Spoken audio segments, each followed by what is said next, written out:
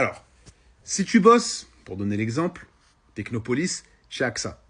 Chez AXA, c'est AXA France, etc. Tu es à 4500 dirhams de salaire. On va parler en euros. Tu es à 450 euros de salaire.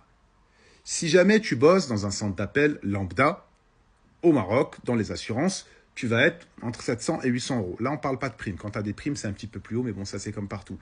Si tu bosses, par exemple, dans l'État, fonctionnaire, tu vas être dans les 500-600 euros.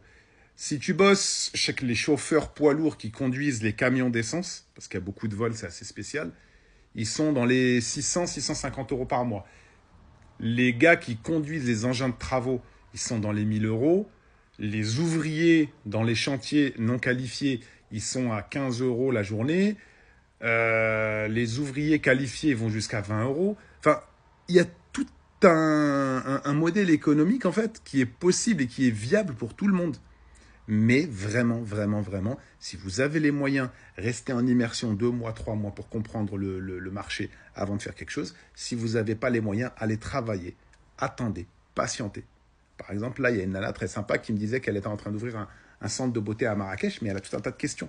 Il aurait été plus performant pour elle de se faire embaucher pendant 1 an, de comprendre le marché, de comprendre ce qui se passe et d'ouvrir. Pas d'ouvrir dans le dos de la personne qui l'a recruté, non. Ouvrir proprement, écoute, je vais faire mon petit centre, je me sentirai mieux toute seule. Partir faire son truc. Pas partir en prenant les employés, la clientèle. Ça, faut jamais le faire. Tu auras jamais de baraka dans ta vie. Mais bref, la vidéo était un peu longue. Merci beaucoup à ceux qui ont suivi et qui vont essayer de comprendre. Ça me permettra de ne pas parler pour rien.